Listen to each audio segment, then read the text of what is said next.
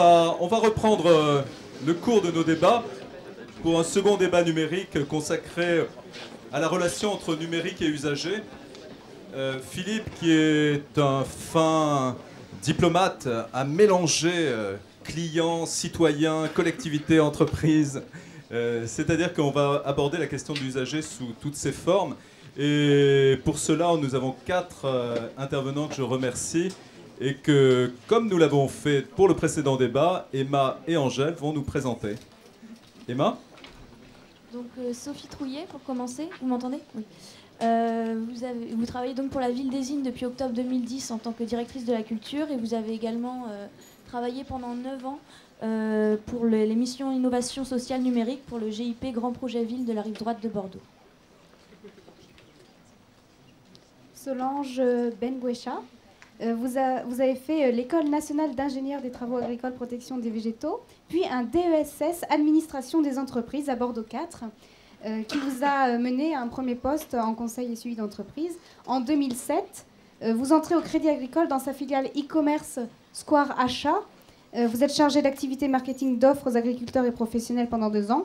Et désormais, vous êtes responsable de projets pour la mise en œuvre et le déploiement national d'une nouvelle offre de création de sites e-commerce. Et vous êtes ainsi responsable d'une jeune équipe d'une dizaine de personnes.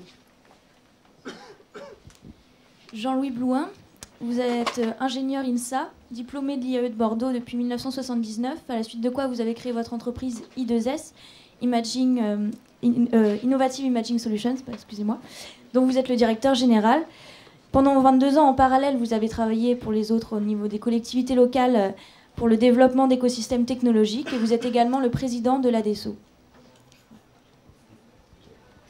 Enfin, Jean-Baptiste Ray, vous avez été directeur du service TIC chez Quicksoft Ingénierie et depuis 2002, vous travaillez chez TISI Consultant, conseil en stratégie informatique et TIC, études de programmation informatique, gestion de projet et développement. Et parallèlement, vous êtes en charge du développement du site d'information régionale Aquipress, donc une entreprise qui a été créée par Joël Aubert, ancien directeur de la rédaction du journal Sud-Ouest.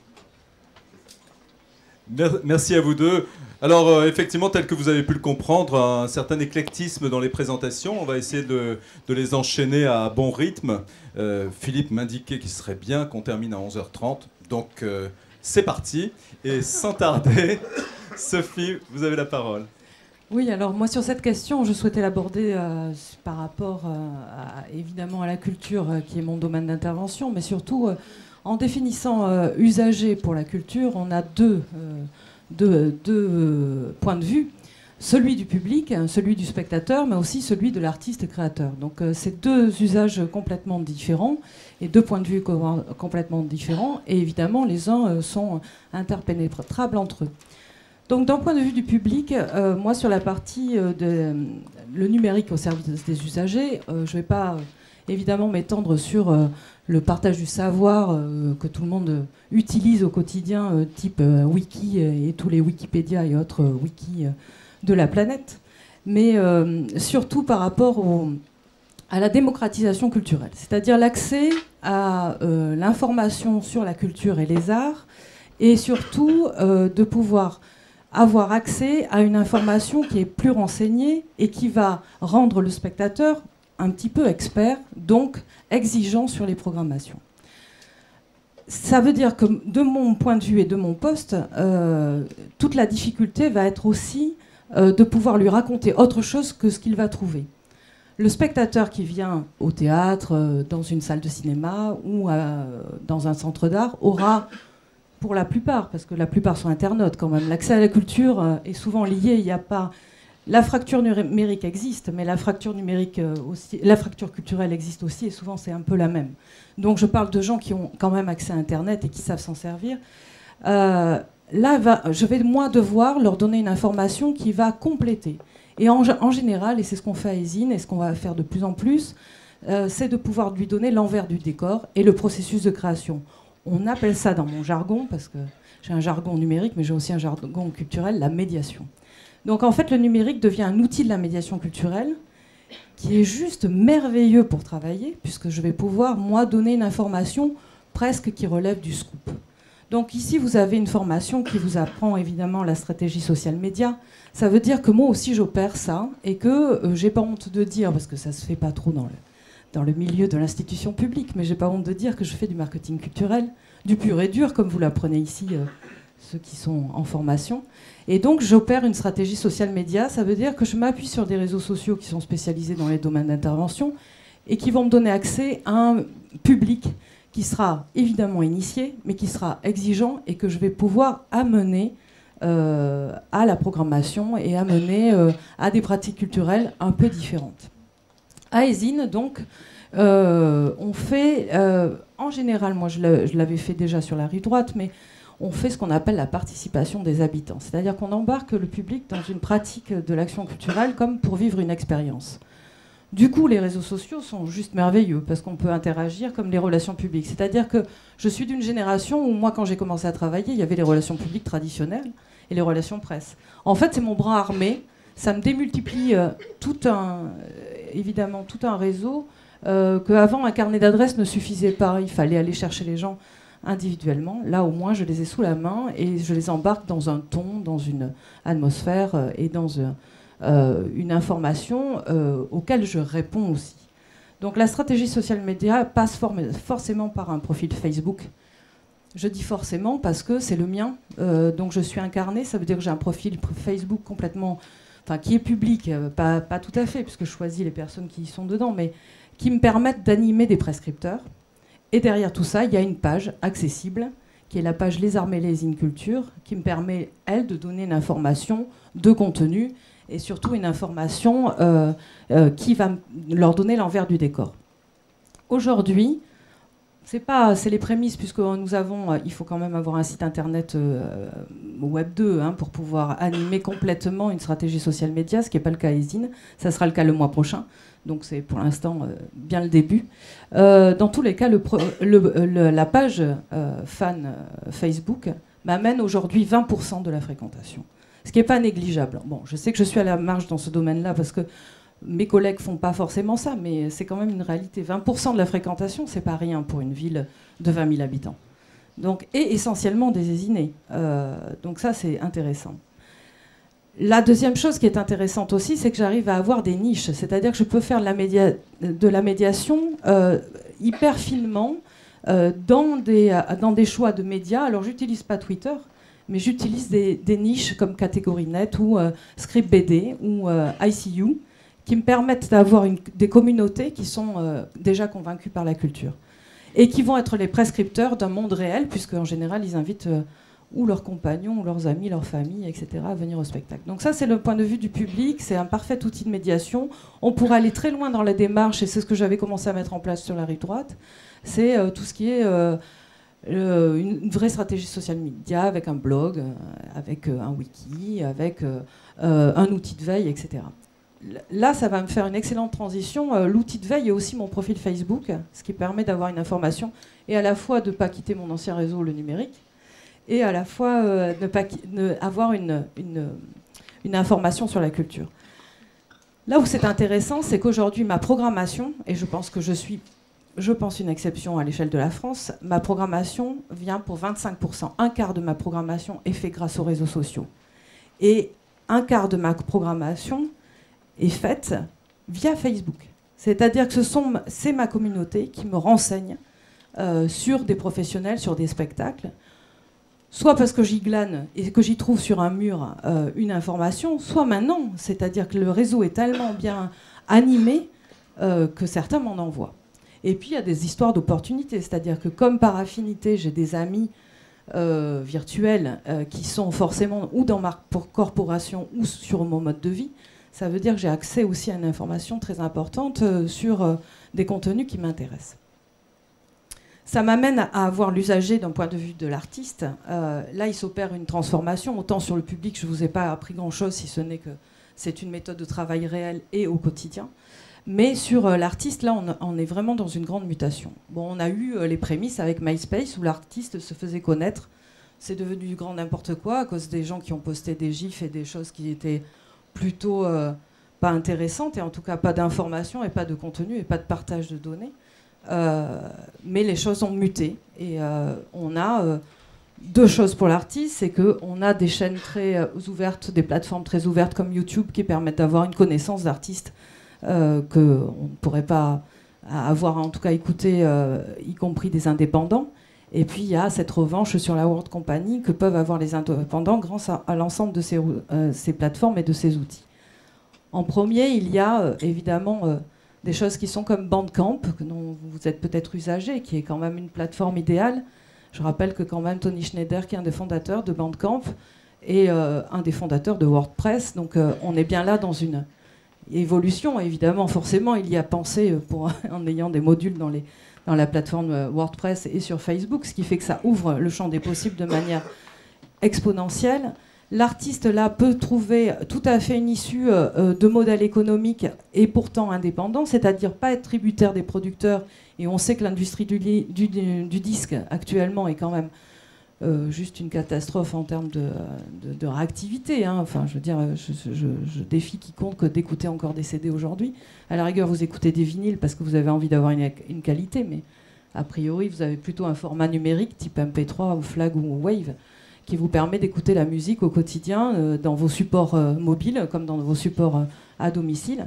Ça veut dire que là, du coup, l'artiste a une fenêtre d'opportunité. Moi, je suis au milieu de tout ça, c'est-à-dire que j'observe l'artiste et je peux aller en chercher d'autres. Mais en même temps, lui peut tout à fait avoir une économie de son projet, vivre et se faire connaître, fidéliser.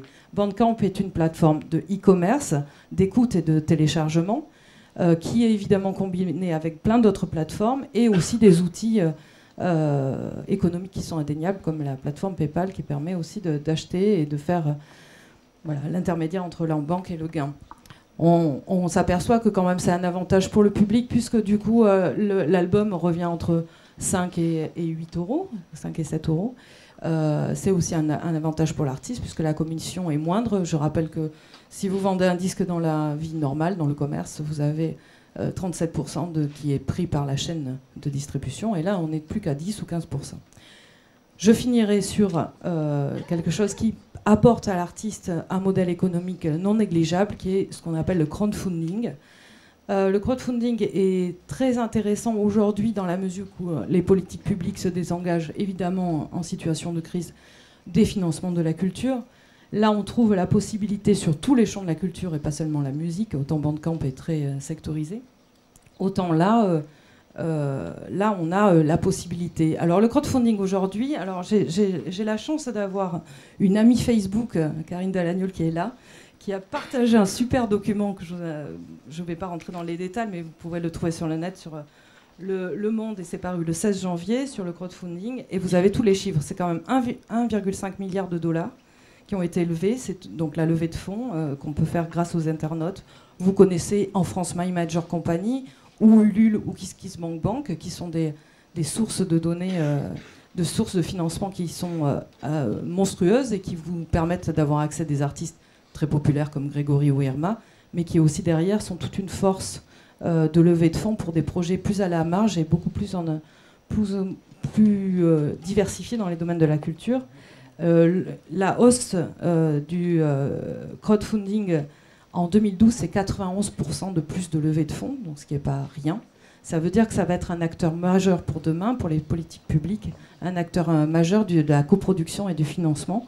Ça veut dire que moi, au milieu de tout ça, je vais avoir accès à une nouvelle forme de culture et d'artistique avec la possibilité de recevoir des formes qui n'ont pas été fléchées par les politiques publiques.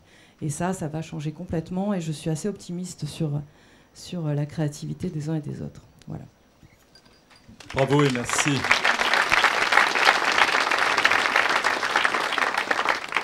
Merci Sophie. Juste une petite remarque. J'ai l'impression là aussi, on est en train de réinterroger ce qu'est la culture. On avait une vision uniquement patrimoniale de la culture qu'on avait alléguée. On voit que la culture se crée. Et ça me fait penser à un garçon que j'aime bien, qui est Kenneth White, qui dit la culture est un idéal à atteindre. Et il me semble que le crowdfunding ou la production communautaire ou participative est en plein dedans. Nous avons un idéal à atteindre ensemble. Donc merci à la Ville des Innes d'y contribuer. Solange, on va vous appeler à ce poste parce que vous avez travaillé ardemment, et je tiens à le signaler, pour préparer un magnifique exposé. Alors on va sur le versant banque et une fois encore, bien sûr, la relation avec les usagers. Et également un volet métier. Et merci encore, Solange. Merci beaucoup à vous. Merci de m'accueillir. Je suis ravie d'être ici devant ce public éclectique et surtout les étudiants pour peut-être leur expliquer un peu comment la banque a changé énormément. On s'en rend peut-être pas toujours compte depuis quelques années. Et aujourd'hui, elle évolue bien sûr poussée par ses usagers et aussi par les salariés qui y travaillent. Alors, j'appuie là, c'est ça, voilà. Donc, on va partir de très loin. Les usagers, en fait, aujourd'hui à la banque, on le voyait tout à l'heure, la banque a la particularité de manipuler des données très sensibles, bien sûr, et je pense que c'est très lié finalement à ce besoin qu'ont les usagers de proximité vis-à-vis de nous. Ils veulent nous voir, ils veulent nous entendre, et on va voir que le numérique, finalement, contrairement à ce qu'on pourrait penser, nous a aidé à nous rapprocher des usagers, ça c'est très important. Donc on a commencé dans les années 50, il n'y avait pas d'informatique bien sûr, et déjà la banque avait besoin de se rapprocher de ses clients et a créé les premiers petits camions, qui finalement ne sont pas un concept si éloigné que de ce qu'on va trouver aujourd'hui.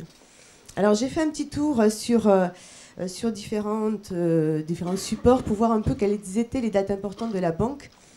En 1985, c'est BNP Paribas qui a ouvert la première banque à distance, qui s'appelait, je ne sais pas si certains de vous connaissent, qui s'appelait Cortal. Alors c'est une banque qui travaillait essentiellement avec le téléphone, le courrier, quelque chose que beaucoup d'entre vous ne doivent plus connaître, sinon à l'état de vieillerie, qui était le Minitel. Dans les années 90, la banque est déjà devenue, on va appeler ça hybride, c'est-à-dire que l'arrivée de l'informatique et surtout du haut débit, on le verra tout à l'heure, déjà les usagers ont commencé à aller consulter les comptes et puis déjà commencé à faire de petites choses sur l'informatique. À l'époque, à la banque, on n'était pas très à l'aise avec ça parce que le métier du conseiller, du coup, le conseiller avait un peu de mal à trouver sa place, mais effectivement, cet usage-là nous a quand même poussé à aller réfléchir un peu sur des nouvelles formes de relations avec nos clients. En 2009, le Crédit Agricole a créé Before Bank, qui est une banque aujourd'hui 100% sur Internet et qui s'intéresse essentiellement à la gestion de patrimoine, de portefeuille d'épargne. 2011, nos amis bretons, les caisses régionales bretonnes du Crédit Agricole ont créé Brace Bank, autour là aussi d'une communauté bretonne dispersée à travers le monde, sur laquelle ils voulaient offrir un environnement bancaire, pas seulement d'accès aux comptes, mais aussi beaucoup de culture, d'événements autour en fait de leur région. Et en avril 2011, très près de nous, le Pyrénées-Gascogne, donc qui est la caisse régionale d'extrême sud-ouest, a créé la première banque qui travaille sur Facebook en fait. Alors, on n'a bien sûr pas accès aux comptes via Facebook, mais c'est Toucam qui a été créé donc cette année-là, travaille essentiellement en relation sur les médias sociaux. Alors les chiffres Internet au Crédit Agricole, c'est quand même assez impressionnant effectivement quand on regarde ce qui se passe aujourd'hui autour d'une banque comme le Crédit Agricole. 6 millions d'utilisateurs de la banque en ligne, c'est quand même assez important. Nous envoyons chaque année 4 millions de SMS par mois, pas chaque année, par mois. Ce sont des SMS bien sûr, par exemple pour la sécurisation des transactions, mais aussi des SMS commerciaux, tout un tas de choses, des rendez-vous pris avec les conseillers, donc c'est des choses qui aujourd'hui prennent beaucoup d'importance. Le Crédit Agricole a aussi la particularité d'être la première banque en termes de connexions par mois. 72 millions aujourd'hui de connexions par mois. C'est surtout inhérent au fait qu'on est très satellisé, puisqu'il y a aujourd'hui 39 caisses régionales au niveau du Crédit Agricole, donc autant de sites et, qui drainent un trafic très important. 800 000 clients consultent leur compte sur mobile aujourd'hui, avec des fréquences très importantes, puisque c'est une fois tous les 2 jours en moyenne.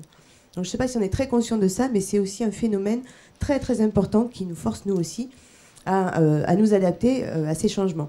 Et puis, vous connaissez sans doute l'application Mon Budget, qui a été créée par le Crédit Agricole, qui est l'application bancaire la plus téléchargée aujourd'hui, puisqu'on a 1,6 million, excusez-moi, il manque le petit chargement de l'application. Alors, les e-paiements, donc c'est quand même notre cœur de métier, effectivement. Le e-paiement, donc, chercher une date, il a été créé dans les années 90, bien sûr.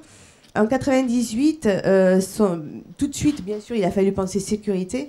Et en 98 est apparu le premier protocole de sécurisation des paiements, qui s'appelait SET, qui a été mis en œuvre par Visa, par Mastercard et le GUE interbancaire. Donc il s'agissait déjà de réfléchir comment et où stocker ces données, comment sécuriser la transmission d'informations pour ce qui commençait à être le e-commerce à l'époque.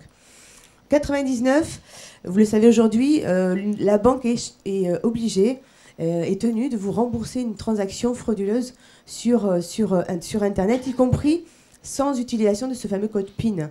Donc c'est une loi qui a été édictée en 99, mais qui n'est inscrite finalement dans le code monétaire, vous le voyez que depuis 2009, mais qui vous permet une grande protection finalement vis-à-vis d'utilisation frauduleuse de votre carte. 2000, c'est le premier moyen de paiement en ligne Crédit Agricole qui s'appelle e-transaction, qui s'appelle toujours e-transaction, donc qui permet via votre carte bancaire d'acheter en ligne. Toutes les banques bien sûr ont aujourd'hui un produit de ce genre. 2001, c'est l'apparition de 3D Secure. Alors 3D Secure, c'est un protocole de sécurisation des données des transactions qui va essentiellement protéger le commerçant, le e-commerçant, d'utilisation abusive des cartes. Alors 3D Secure, il y a les détracteurs et il y a, je dirais, les défenseurs. Les détracteurs, effectivement, parce que ce protocole est un peu lourd, oblige finalement, après la saisie d'une carte bancaire, à aller... vous avez une petite fenêtre qui s'ouvre et qui vous oblige à ressaisir un code qu'on vous envoie par SMS. Bref, c'est parfois un peu compliqué. Et effectivement, certains commerçants trouvent que c'est un peu lourd et surtout, ce protocole leur fait abandonner une partie du panier.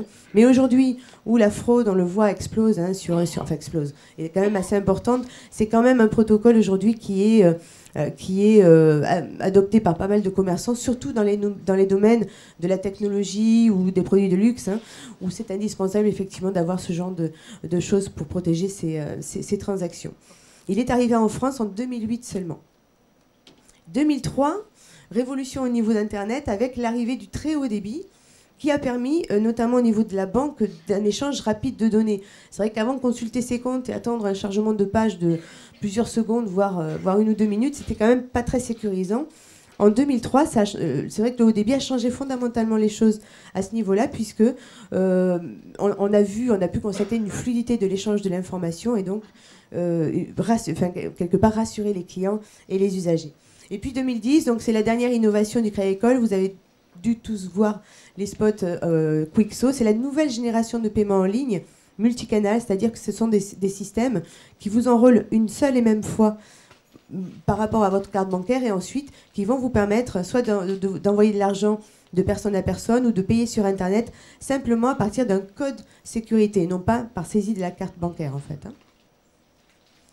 Alors, le Crédit Agricole 2.0, le Crédit Agricole a vraiment innové ces dernières années sur le social, parfois de façon assez contestable, je dirais, puisque bon, c'était, par exemple, on voit en 2007, Jean-Philippe, qui est le directeur général de Pyrénées-Gascogne, a ouvert le premier blog d'un directeur général de banque. Inutile de vous dire qu'au début, il a été pris un peu... je ne veux pas dire pour un fou, il m'écoute peut-être, mais il a surpris quand même pas mal de ses congénères, en fait, parce qu'effectivement, parler directement à ses usagers via un blog, c'était pas très corporate, je dirais, au niveau banque.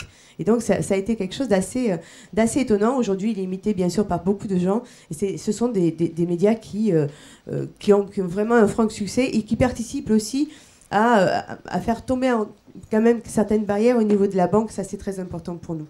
2009, les premières pages Facebook qui sont apparues.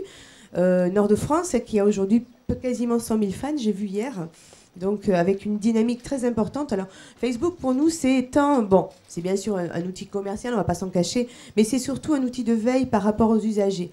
On voit sur les médias sociaux, effectivement, des expressions beaucoup plus vraies, beaucoup plus réelles de ce qu'attendent de nos usagers de la banque. Et ça, on y est vraiment très vigilant aujourd'hui. C'est quelque chose qui nous importe beaucoup. Donc, l'entrée par les médias sociaux, vraiment, de la parole des clients dans la banque, qui est quand même très important. Tout se dit sur Facebook, tout se sait. Donc il faut qu'on soit aussi à l'écoute de nos usagers via ces médias. Twitter aussi, Jean-Philippe toujours, là, qui a ouvert son compte Twitter aussi, où il relaie beaucoup d'informations. Et puis aujourd'hui, plein d'autres médias, YouTube, avec tout ce qui est partage de vidéos, Flickr, Viadeo, etc., Pinterest, très récemment aussi. Donc Tout ça pour dire en fait que la banque change. Hein, donc la banque que vous connaissiez hier avec ses agences fermées et je dirais où il fallait prendre rendez-vous, change énormément. Elle devient aujourd'hui accessible vraiment depuis n'importe quel mobile, n'importe quelle tablette et de n'importe où, avec aussi bien sûr des nouveaux métiers du coup qui s'y développent, notamment des métiers aujourd'hui autour du web marketing, autour du traffic manager, du community manager, beaucoup de choses à ce niveau-là. Et puis tout simplement le métier du conseiller bancaire qui change, puisque le conseiller bancaire a affaire aujourd'hui à des clients dont il n'est pas la seule relation. Un client commence certaines opérations sur sa banque en ligne et puis va voir son conseiller pour repartir sur la banque en ligne. Ça, c'est très important de comprendre ça. Et le conseiller se doit de s'adapter à cette mouvance finalement de la relation et doit trouver sa place. Ça, c'est important. Alors, depuis 2007, effectivement, on a aussi élargi grandement les activités traditionnelles de la banque. Sur le sud-ouest ici, le Crédit Agricole a pris une participation importante dans une société Internet de création et de développement qui s'appelle Immersive Lab, qui est dans le sud des Pyrénées-Atlantiques, hein, à Oloron-Sainte-Marie, qui compterait aujourd'hui une quinzaine de développeurs web. Donc cette société nous aide beaucoup en interne et aussi par rapport à nos clients pour développer tout un tas de supports comme des espaces de conférences web 3D sur lesquels nous faisons nous invitons pas mal de nos clients, ce qui nous permet d'avoir des clients sur l'ensemble du territoire en fait. Hein. En 2009, donc Square Achat, donc je suis moi-même la responsable de cette structure. L'idée de Square Achat au départ, nous on croit fort aujourd'hui que le web est une formidable opportunité, je dis bien, pour les commerçants, les artisans, je dirais les petits professionnels, sans bien sûr de termes péjoratifs là-dessus. J'entendais la semaine dernière le PDG de Google France qui disait aujourd'hui, un professionnel qui n'est pas sur le web n'existe pas. Alors, j'irai peut-être pas jusque-là, mais je dirais quand même que quelqu'un qui n'a pas une présence en ligne, effectivement, existe beaucoup moins. Hein, on est tous, y compris sur les petits commerçants de quartier, aujourd'hui, de plus en plus amenés à chercher leur présence en ligne, ne serait-ce que pour savoir où ils se trouvent, leurs heures d'ouverture, etc. Donc, ce qu'on a voulu faire avec Square Achat, c'est offrir à tous ces professionnels, aujourd'hui, la possibilité de continuer à se développer, si possible, en leur offrant des sites internet, je dirais avec un modèle économique acceptable par rapport à leur structure, et aussi avec un niveau de sécurité, bien sûr, dont nous savons faire preuve au niveau d'une banque, en fait. Hein. Donc Square Achat est là pour ça. Il a créé en 2010 une offre qui s'appelle le pack e-commerce, et en 2012 le pack e-tourisme, puisque un tiers aujourd'hui du e-commerce, des chiffres du e-commerce sont générés par le tourisme en ligne. 2012, d'autres projets aussi sur Pyrénées-Gascogne et sur Aquitaine sont sortis, comme Touquet, qui est une monnaie solidaire en fait, où on va donner à l'usager la possibilité d'aider directement une association de son choix en lui versant une monnaie virtuelle solidaire qui s'appelle Touquet. Et également plus récemment Pelicam, qui est en fait une mutualisation de financement de projets, que ce soit d'ailleurs particulier ou professionnel. Et demain, on va poursuivre un peu sur cette voie-là, puisque ça nous semble important. La banque aujourd'hui, surtout le Crédit Agricole, hein, a le plus vaste réseau d'agences en France. Donc, ce qui se passait jusqu'à maintenant, c'est qu'on avait, nous, on raisonne en marché. Vous savez, il y a les associations, les agris, les professionnels.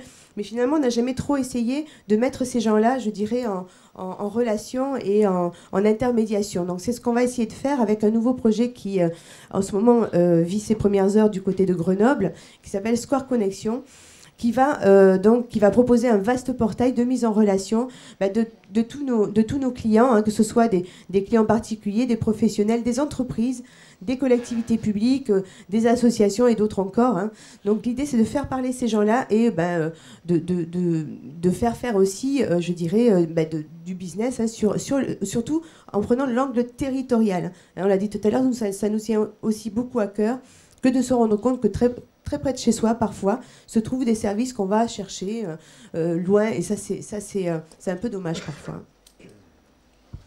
Et dernière chose, voilà une innovation aussi qui a été développée l'an dernier par le Crédit Agricole, c'est le CA Store, que certains peut-être connaître ici. Alors, c'est une coopérative digitale dans laquelle on a créé, si vous voulez, une structure pour que des créateurs d'applications mobiles, notamment, travaillent ensemble et créent des applications mobiles pour la banque de demain. autour de ce projet.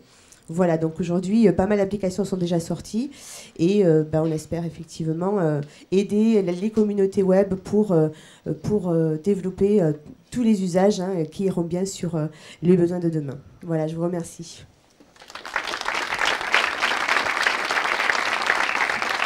Merci beaucoup Solange. On va enchaîner sans attendre avec Jean-Louis Blouin, qui a été présenté tout à l'heure, qui aborde tellement de choses que je vais lui laisser la primeur de les développer, témoin et acteur de longue date de ces mutations.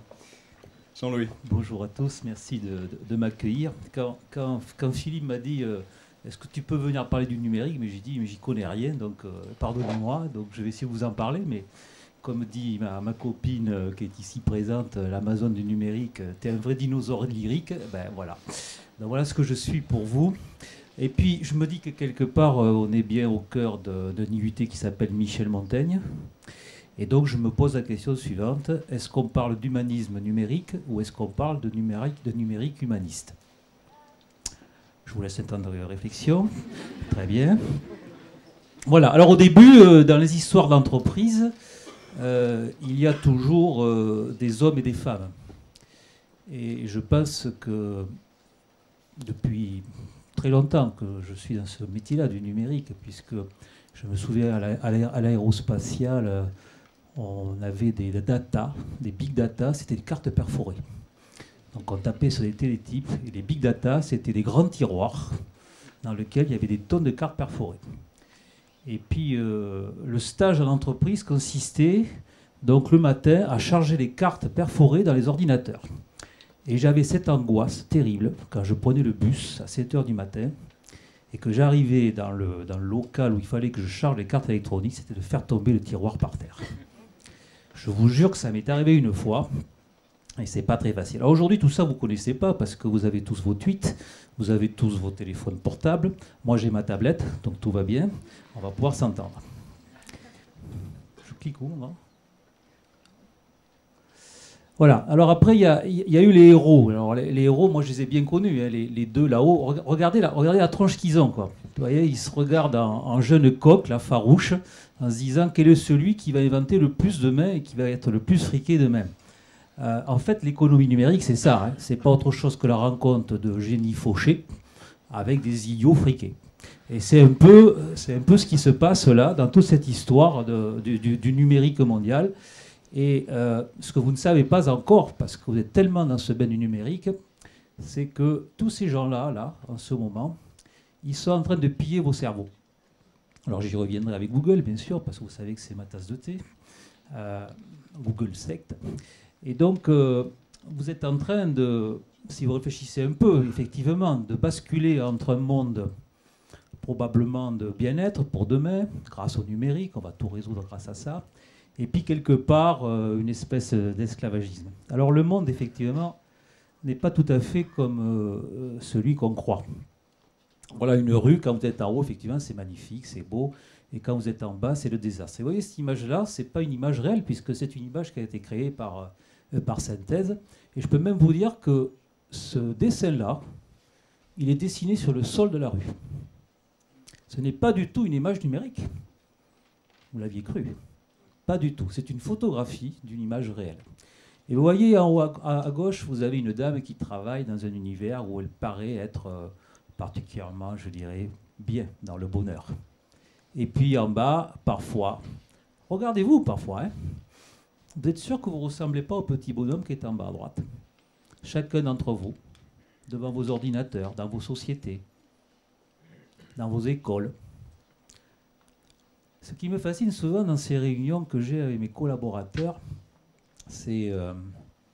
je vais encore faire plaisir aux gens d'Akinum, là. Vous savez, j'appelle ça les avatars conformistes. Alors, on parle des générations Y.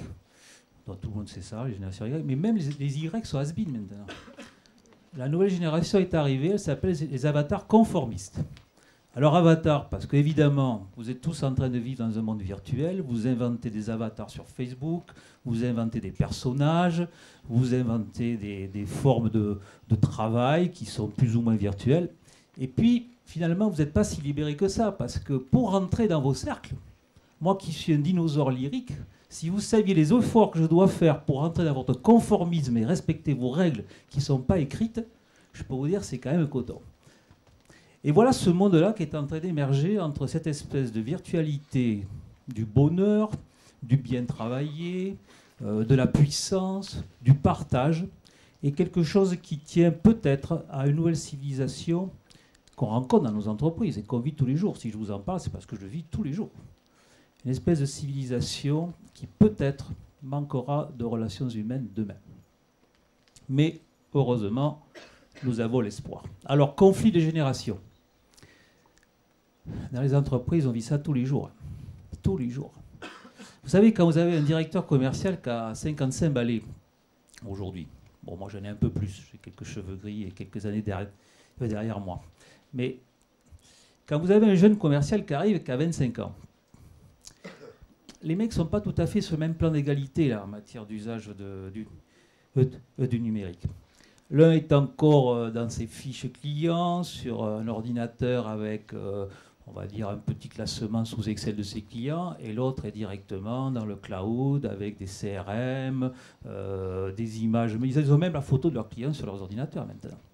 L'un a du mal avec son téléphone portable. Il a à la limite un agenda, et il peut appeler son client directement. L'autre a directement ses emails en ligne. J'ai essayé d'arriver tout à l'heure, j'ai essayé de me connecter à mon téléphone portable, je ne suis pas arrivé, je dois être le seul de la salle à ne pas avoir réussi à me connecter sur le téléphone portable. Non, il y en a d'autres. Bienvenue au club, rejoignez-moi. Venez maintenant. Donc, ce problème de culture et d'usage au sein des entreprises est quand même, quelque part, une problématique qu'il faut que nous, chefs d'entreprise, on essaye de gérer, parce que ce n'est pas si simple que ça. Alors, la deuxième chose, c'est, oui, très bien, ok, on a des outils, et vous savez comme moi, les réactions humaines sont telles que lorsqu'elles n'ont pas leurs outils, elles sont malheureuses. Un jour, j'arrive dans la société, chez I2S, et le serveur était en panne. Oh, le serveur était en panne. Le paysage, les mecs tous dans les couloirs, je vous jure, tous dans les... Comment ça marche pas? Paumé, perdu, complètement perdu.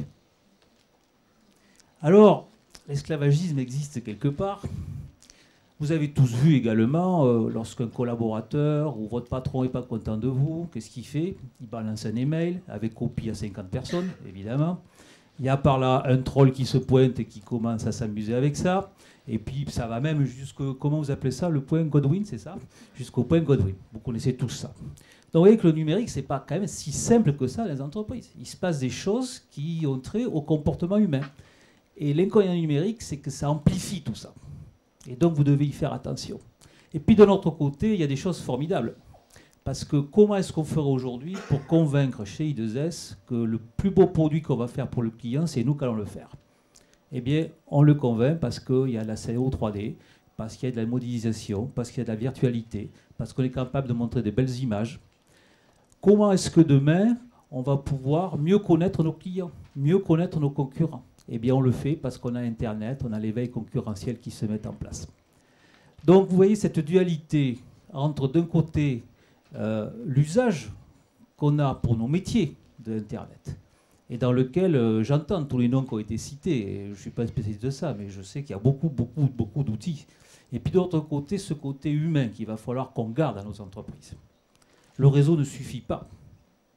Avoir des amis sur Facebook ne suffit pas.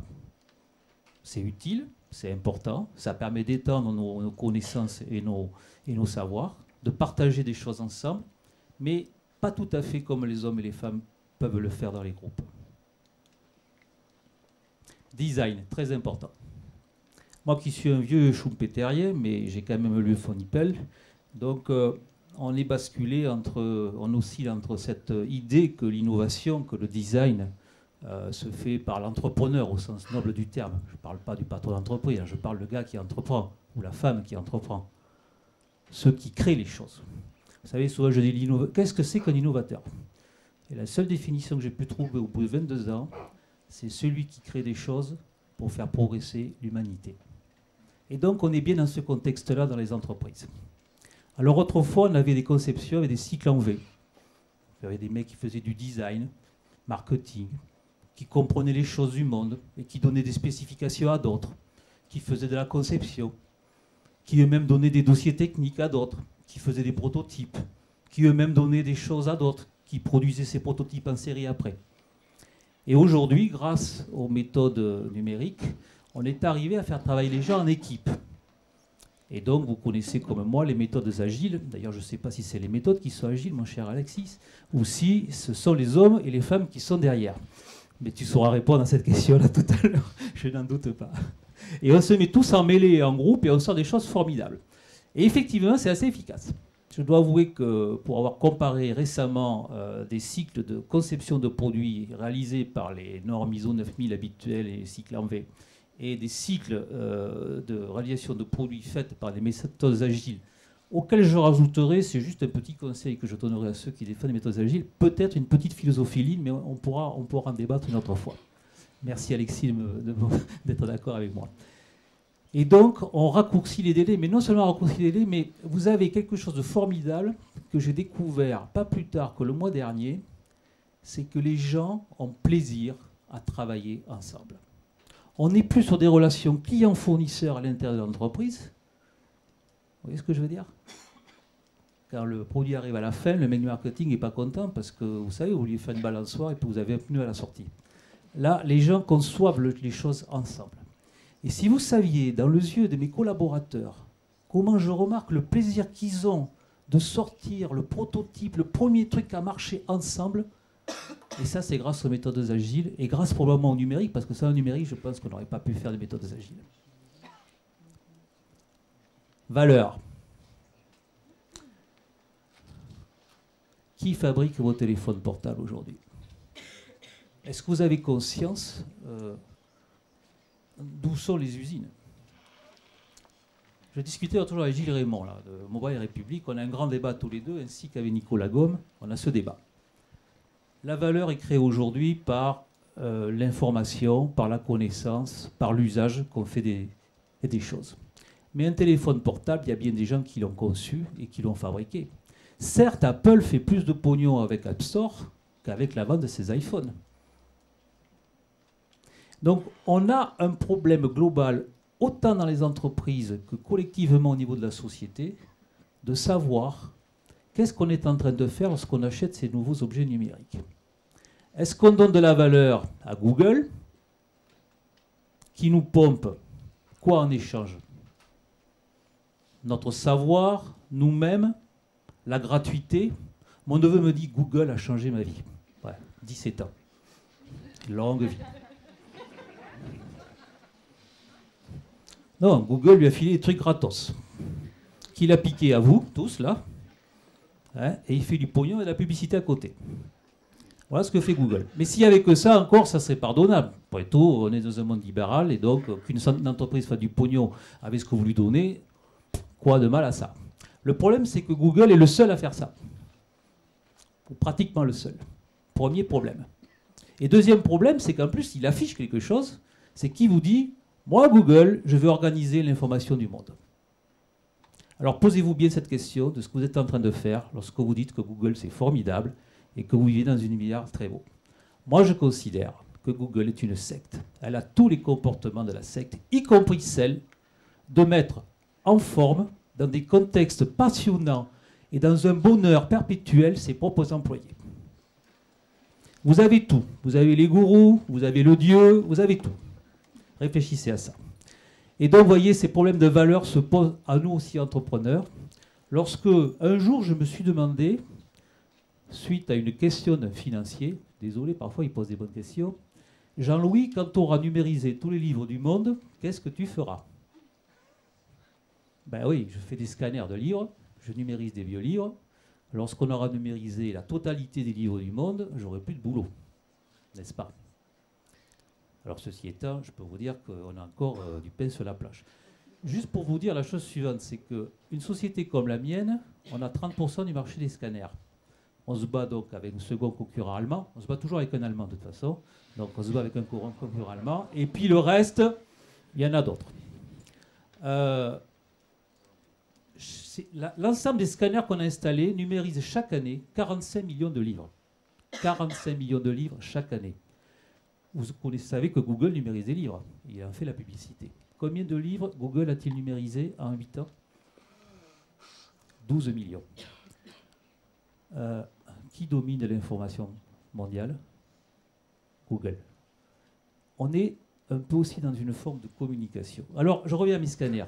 Qu'est-ce que je vais faire à mes scanners lorsque tous les livres seront numérisés? Eh bien, je me dis, on va exploiter le contenu des livres qu'on a numérisés. Et je suis en train de faire migrer, et croyez-moi, c'est pas simple. Hein. Quand vous avez des ingénieurs électroniciens qui ont les mains dans le cambouis, qui essayent de faire des caméras, des systèmes de numérisation avec des bras qui oscillent, des robots et des machins comme ça, et que vous êtes en train de leur dire, demain, notre métier, c'est faire de la sémantique, faire des métadonnées, faire de la diffusion de la connaissance partagée sur Internet, bonjour les dégâts et bonjour les évolutions des modèles économiques. Je ne vous demande pas de m'aider à faire ça, mais voilà. Alors le génie, il est là. Finalement, on est tous dans une mutation, une évolution. Moi, j'adore les peintres. Regardez tous ces peintres qui sont au tableau. Ils n'ont rien inventé. Ils ont juste utilisé le monde qui était à leur portée, leur évolution, pour faire des choses qui, finalement, n'étaient pas si éloignées de ce qui existait avant. Et je vous remercie beaucoup.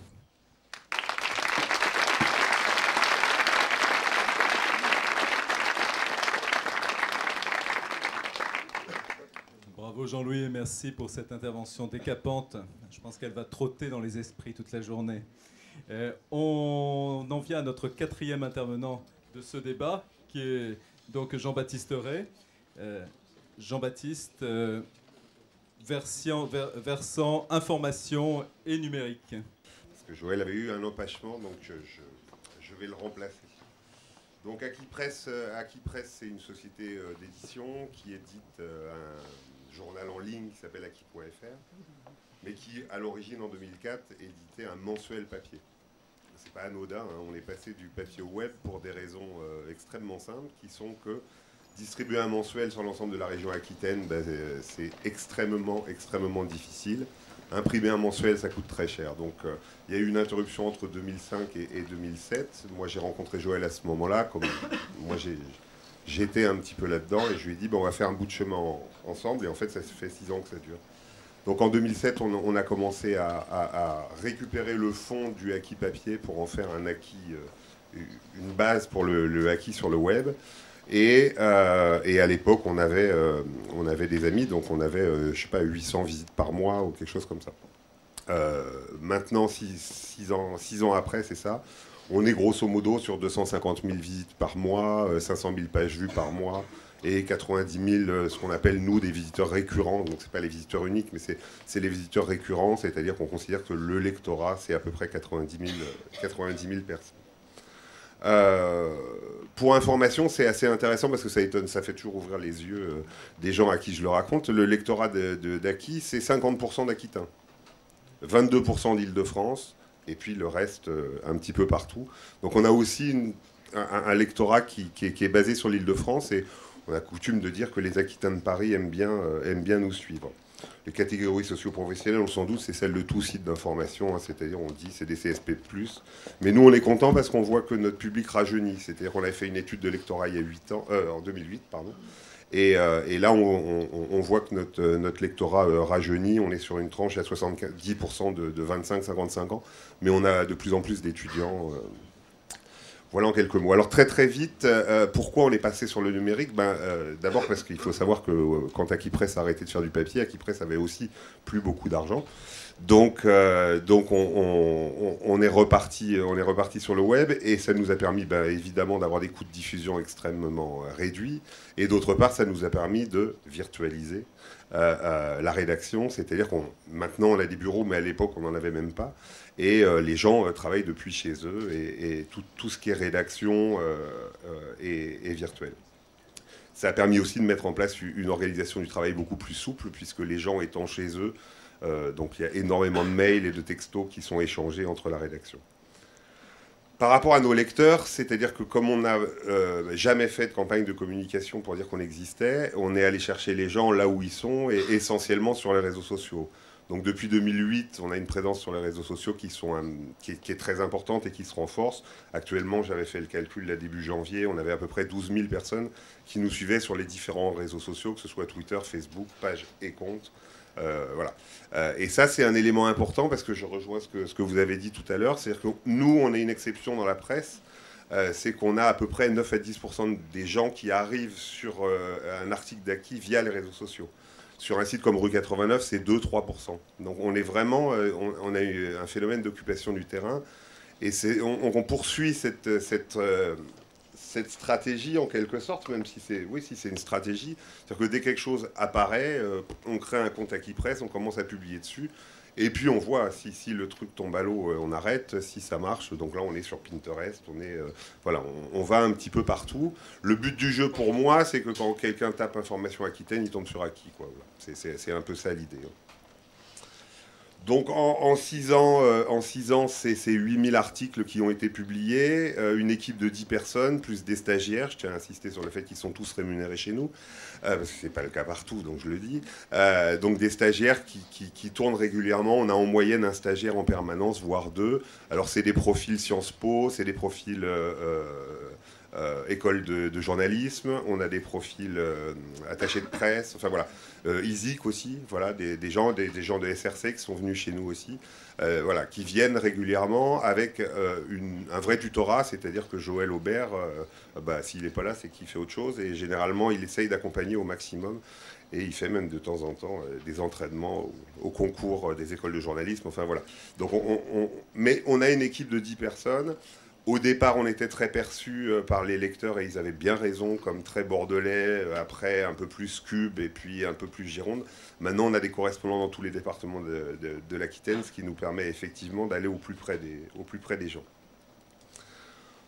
On est membre d'un syndicat de la presse en ligne qui a été monté il y a quelques années par Mediapart, Rue 89 et tant d'autres.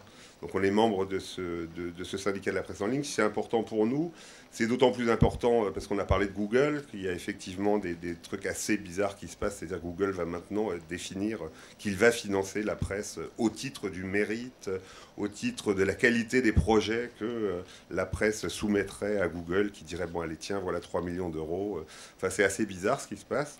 Et puis l'autre point important, c'est qu'il faut savoir que Rue 89 est sorti du syndicat de la presse en ligne depuis son rachat avec le Nouvel Observateur, puisque le Nouvel Observateur étant très partisan de la taxe Google et Rue 89 étant contre, ils ont préféré dire, bon bah Rue 89, tu fais plus partie du syndicat qui est contre la taxe Google. Donc on voit que c'est un moment où effectivement ça bouge beaucoup. On travaille avec Rue 89 parce qu'on s'entend très bien avec Piraski et l'équipe d'origine, et notamment avec des sites comme Carré d'Info à Toulouse, qu'on suit de près, avec lesquels on arrive maintenant à mettre en place des dossiers en commun, parce qu'on s'aperçoit que notamment entre Bordeaux et Toulouse, il y a quand même l'aéronautique, la LGV, enfin un certain nombre de problématiques communes. La bannière sud-ouest qui est apparue récemment en matière d'agroalimentaire.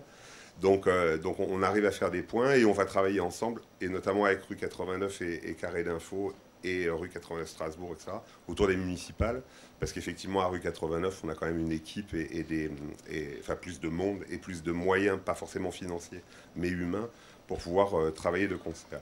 Donc ça, c'est l'intérêt aussi des réseaux. La forme syndicale en est un, ça permet effectivement d'échanger, de partager, de travailler ensemble, d'éviter aussi de venir trop se marcher dessus, et plutôt que effectivement se marcher dessus, décider de travailler ensemble. Aujourd'hui, le modèle économique d'Acquipresse, puisque c'est la société Acquipresse qui est éditrice du site acquis.fr, et repose sur 3 pieds. Le premier, c'est la publicité. Et là, comment vous dire c'est extrêmement difficile de faire comprendre aux annonceurs que le web est un bon support. Alors moi, j'ai du mal à comprendre. Il y a 25 millions de personnes sur Facebook. Mais on continue à mettre... Alors je ne dis pas qu'il ne faut plus le faire, mais on continue à miser essentiellement sur les 4x3, sur les pleines pages dans les quotidiens régionaux et nationaux, sur les spots radio, etc.